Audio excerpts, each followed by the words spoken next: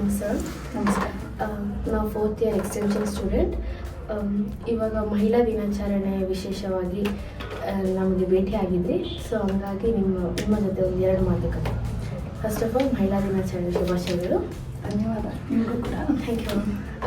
ಮಹಿಳೆಯ ದಿನ ನಿಮಗೆ ಯಾವ ರೀತಿ ವಿಶೇಷವಾಗಿದೆ? ಪ್ರತಿದಿನವೂ ಮಹಿಳಾ ದಿನವೇ ಅಂತಲೇ ನಾನು ಹೇಳಕ್ಕೆ ಇಷ್ಟಪಡ್ತೀನಿ. ನಮ್ಮಲ್ಲಿ ಮೂಲತಃ ಭಾರತೀಯ ಸಂಸ್ಕೃತಿಯಲ್ಲಿ ನಮ್ಮಲ್ಲಿ ಸ್ತ್ರೀ ಪುರುಷರನ್ನು ತುಂಬ ಭೇದ ಮಾಡಿ ಇವ್ರು ಹೆಚ್ಚು ಇವ್ರು ಕಡಿಮೆ ಅಂತ ನೋಡಿದ್ದೆಲ್ಲ ಇಲ್ಲ. ಅದೆಲ್ಲ ಆಚೆಯಿಂದ ಯುರೋಪಿಂದ ಅರಬಿಂದ ಬಂದಂಥ ಆ ಕಡೆಯ ಜನರ ಒಂದು ಪುರುಷಶಾಹಿ ಮೆಂಟಾಲಿಟಿಯಿಂದ ಬಂದದ್ದು. ನಮ್ಮಲ್ಲಿ ಸ್ತ್ರೀಯನ್ನ ಯಾವಾಗಲೂ ಮಾತೃದೇವೋಭವ ಅಂತಲೇ ಶುರುವಾಗೋದು. ಮನೆಯ ಬಹಳ ಮುಖ್ಯವಾದ ವ್ಯಕ್ತಿ ಅಂದರೆ ಅಮ್ಮನೇ. ಆಮೇಲೆ ಸ್ತ್ರೀಯರನ್ನೇ ಮೊದಲು ಗೌರವಿಸೋದು, ಸ್ತ್ರೀಯರ ಕೈಯಲ್ಲಿ ಹಣ ಇಟ್ಟು ತಗೊಂಡು ಆಮೇಲೆ ಬಿಸ್ನೆಸ್ ಶುರು ಮಾಡ್ತಾರೆ. ತಾಯಿಗೆ ನಮಸ್ಕಾರ ಮಾಡಿಯೇ ಎಲ್ಲವೂ. ಭೂಮಿಯನ್ನು ತಾಯಿ ಅಂತೀವಿ, ದೇಶವನ್ನು ತಾಯಿ ಅಂತೀವಿ, ನದಿಯನ್ನು ತಾಯಿ ಅಂತೀವಿ.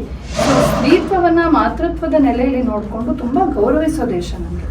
ಹಾಗಾಗಿ ನಮಗೆ ಯಾವತ್ತೋ ವರ್ಷದಲ್ಲಿ ಒಂದು ದಿನ ಮಾತ್ರ ವಿಮೆನ್ಸ್ ಡೇ, ಅವತ್ತು ಮಾತ್ರ ಅವಳು ಗೌರವ ಕೊಟ್ಬಿಟ್ಟು ಮಿಕ್ಕಿದ ದಿನ ಅವಳನ್ನ ಒಂಥರ ಸೆಕೆಂಡ್ ಕ್ಲಾಸ್ ಸಿಟಿಸನ್ ಥರ ನೋಡೋದು ನಮ್ಮ ಸ್ವಭಾವ ಅಲ್ಲ. ಹೀಗೆ ಪರ್ಸ್ನಲಾಗಿ ಅನ್ಸೋದು ನಮ್ಮ ದೇಶದ ಯಾವುದಾದ್ರು ಮಹಾರಾಣಿಯ, ಮಹಾಯೋಧೆಯ, ಮಹಾಸ್ತ್ರೀ, ಗ್ರೇಟ್ ಅಂಥವರ ಹೆಸರಲ್ಲಿ ನಾವು ಭಾರತದ ಇಂಡಿಯನ್ ವಿಮೆನ್ಸ್ ಡೇ ಮಾಡಿದ್ರೆ ಇನ್ನೂ ಚೆನ್ನಾಗಿರ್ತಿತ್ತ. ಅದು ಹೋರಾಟದ ವಿಮೆನ್ಸ್ ಡೇ, ಇಲ್ಲಿ ಸೆಲೆಬ್ರೇಷನ್ ವಿಮೆನ್ಸ್ ಡೇ ಆಗ್ತಿತ್ತು ಅಂತ ನನ್ನೊಂದು ಪರ್ಸ್ನಲ್ ಅಭಿಪ್ರಾಯ. ತುಂಬ ರೋಮಾಂಚನವಾಗಿತ್ತು. ನಿಮ್ಮ ಮೇಲೆ ಪ್ರಭಾವ ಬೀರಿದ ಮಹಿಳೆ ಯಾವುದಕ್ಕೆ? ತುಂಬ ಜನ ಇದ್ದಾರೆ. ಮೊಟ್ಟ ಮೊದಲು ನನ್ನಮ್ಮ. ಜೀವನದಲ್ಲಿ ಏನೇ ಬಂದರೂ ಕೂಡ ನಗ್ತಾ ಇರು, ಪಾಸಿಟಿವ್ ಆಗಿರೋದು ನಾನು ಅಮ್ಮನಿಂದ ಕಲಿತಿದ್ದೀನಿ. ಅವರು ತುಂಬ ಹಾರ್ಡ್ ವರ್ಕಿಂಗ್, ಒಂದು ಕ್ಷಣನೂ ಸುಮ್ಮನಿರೋದಿಲ್ಲ. ಕೈ ತುಂಬ ಕೆಲಸ, ಮನೆ ತುಂಬ ಜನ. ಚಿಕ್ಕ ವಯಸ್ಸಿನಲ್ಲೂ ಕೂಡ ಅವರು ಯಾವಾಗಲೂ ಸೇವೆ. ಅವ್ರನ್ನ ಯಾರಾದ್ರು ಅಂದ್ರು, ನಿಂದಿಸಿದ್ರು, ಅವ್ರನ್ನ ಶೋಷಿಸಿದ್ರು, ಅವರನ್ನ ಕ್ಷಮಿಸಿ ಪ್ರೀತಿಯಿಂದ ಗೆದ್ಕೊಂಡಿದ್ದಾರೆ. ತುಂಬ ಜನ ಇದ್ದಾರೆ ಅಂತವರೆಲ್ಲ. ತುಂಬ ಚೆನ್ನಾಗಿ ಹೇಳಿದ್ರಿ ಮ್ಯಾಮ್. ನಿಮ್ಮ ಮಾತಿನ ಪ್ರಭಾವಕ್ಕಾಗಿ ಒಳಗಾಗಿ ಸಬಲೀಕರಣಗೊಂಡ ಮಹಿಳೆಯರನ್ನು ನೋಡಿದಾಗ ನಿಮ್ಮ ಫೀಲ್ ಯಾವ ಥರ ಇರುತ್ತೆ?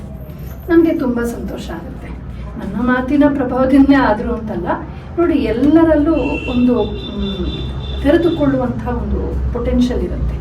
ನಾವೆಲ್ಲರೂ ಕೂಡ ನಿಜಕ್ಕೂ ಈ ಜಗತ್ತಲ್ಲಿ ಪ್ರತಿಯೊಬ್ಬರು every soul is potentially divine ಅಂತಾರೆ ವಿವೇಕಾನಂದ. ನಮ್ಮೆಲ್ಲರಲ್ಲೂ ಏನೋ ಒಂದು ಕೆಪಾಸಿಟಿ ಇರುತ್ತೆ, ಆದರೆ ಅದು ಸಕಾಲದಲ್ಲಿ ಆಚೆ ಬರಬೇಕು. ನೀವೆಲ್ಲ ಕೃಷಿ ವಿದ್ಯಾರ್ಥಿಗಳಲ್ವಾ? ಈಗ ಬೀಜಕ್ಕೆ ಆಲದ ಮರ ಆಗುವ ಒಂದು ಪೊಟೆನ್ಷಿಯಲ್ ಇದೆ. ಆದರೆ ಆ ಬೀಜವನ್ನು ಒಂದು ಗೋಲ್ಡನ್ ಬಾಕ್ಸಲ್ಲಿ ಇಟ್ಬಿಟ್ಟು ಸಿಲ್ಕನ್ನು ಇದು ಕಟ್ಬಿಟ್ಟು ಶೋಕೇಸಲ್ಲಿ ಇಟ್ಟು ನೀನು ಆಲದ ಮರ ಆಗುತ್ತೆ ಅದು. ಅದನ್ನ ಅಲ್ಲಿಂದ ತೆಗೆದು ಮಣ್ಣಲ್ಲಿ ಹಾಕಬೇಕು. ಮಣ್ಣು, ನೀರು, ಗಾಳಿ ಬರಬೇಕು. ಅಂದರೆ ನಾವು ಎಕ್ಸ್ಪೋಸ್ ಆಗಬೇಕು ಸಮಾಜಕ್ಕೆ, ಜೀವನಕ್ಕೆ ನಾವು ತೆರ್ಕೋಬೇಕಾಗುತ್ತೆ. ಅದೇ ಕಷ್ಟ ಅಂತ ನಾವು ಅದನ್ನು ಕಷ್ಟ ಅಂತ ಹೇಳ್ತೀವಿ, ಭಯ ಪಡ್ತೀವಿ. ನಾವು ಕಂಫರ್ಟ್ ಝೋನಿಂದ ಆಚೆ ಬರಬೇಕು. ಝೋನಿಂದ ಆಚೆ ಬರೋದು ಅಂದರೆ ನನಗೆ ಕಷ್ಟ ಆಗಬಾರ್ದು, ನನಗೆ ತೊಂದರೆ ಆಗಬಾರ್ದು, ನಾನು ಇದಾಗಬಾರ್ದು. ಆ ಥರದ ಒಂದು ಸಲ್ಕಿಂಗ್ ಆಗಬಾರ್ದು. ಈ ಕಮ್ ವಾಟ್ ಮೇ, ಜೀವನದ ಗುರಿಯನ್ನು ನಾನು ಸಾಧಿಸ್ತೀನಿ ಅಂತ ಹೇಳಿ ನಮ್ಮ ಹೊಟ್ಟೆ ಬಟ್ಟೆ ಕಟ್ಟಿ ನಾವು ಕಷ್ಟಪಡುವಂಥ ಕೆಚ್ಚದೆ ಬರಬೇಕು. ತುಂಬ ಚೆನ್ನಾಗಿ ಹೇಳಿ ಮ್ಯಾಮ್. ಭಾರತೀಯ ಸಂಸ್ಕೃತಿ ಮತ್ತು ಇಂದಿನ ಯುವ ಪೀಳಿಗೆಗೆ ಇದರ ಬಗ್ಗೆ ತಮ್ಮ ಅಭಿಪ್ರಾಯ? ಇವತ್ತಿನ ಯುವ ಪೀಳಿಗೆ ಬಗ್ಗೆ ನನಗೆ ತುಂಬ ಗೌರವ ಇದೆ. ತುಂಬ ವೆರಿ ಪೊಟೆನ್ಷಿಯಲ್ ಯುವ ಜನರೇ ಹಾಗೆ. ಇವತ್ತು ಅಂತಲ್ಲ, ಇವತ್ತಾಗಿ ಮುಂದೆ ಆಗಲಿ ಆ ಯೌವನ ಅನ್ನೋದೇ ಒಂದು ವಿಶಿಷ್ಟವಾದಂಥ ಒಂದು ಏಜ್. ಅದು ಸರಿಯಾದ ಸಮಯದಲ್ಲಿ ಸರಿಯಾದ ಮಾರ್ಗದರ್ಶನ ಆಗಬೇಕು ಅಷ್ಟೇ. ಯೌವನದಲ್ಲಿ ತುಂಬ ದೇಹಕ್ಕೆ ಎನರ್ಜಿ ಇರುತ್ತೆ, ಆರೋಗ್ಯ ಇರುತ್ತೆ, ಲವಲವಿಕೆ ಇರುತ್ತೆ, ಉತ್ಸಾಹ ಇರುತ್ತೆ. ಮನಸ್ಸಿನಲ್ಲೂ ತುಂಬ ಏನು ಮಾಡಲಿ ಅನ್ನೋದಿರುತ್ತೆ. ಎಷ್ಟು ದುಡಿದ್ರೂ ಸುಸ್ತಾಗೋದಿಲ್ಲ. ಸೊ ಪೊಟೆನ್ಷಿಯಲ್, ತಿನ್ನೋದಕ್ಕೆ, ಕೆಲಸ ಮಾಡೋದಕ್ಕೆ ಕೆಪಾಸಿಟಿ ಇರುತ್ತೆ.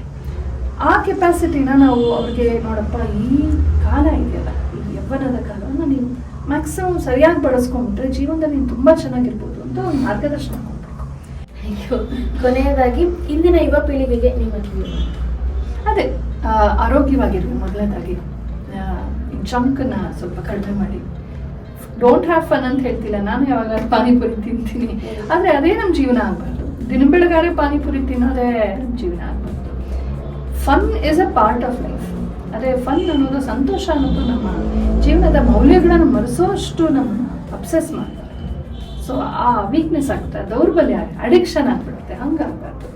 ಮಾದಕ ದ್ರವ್ಯಗಳಿಗೆ, ಅದೇ ಆಲ್ಕೋಹಾಲ್, ಸಿಗರೇಟು, ಇದಕ್ಕೆ ಬಲಿ ಬೀಳ್ಬೇಡಿ. ಆರೋಗ್ಯವಾಗಿರಿ, ಚೆನ್ನಾಗಿ ತಿನ್ನಿ, ಚೆನ್ನಾಗಿ ದುಡೀರಿ. ಅಮ್ಮ ಮಾಡಿದ ರಾಗಿ ಮುದ್ದೆನ, ರೊಟ್ಟಿನ ಮನೆಯಲ್ಲಿ ಚೆನ್ನಾಗಿ ತಾಯಿನ ಮರಿಬೇಡಿ.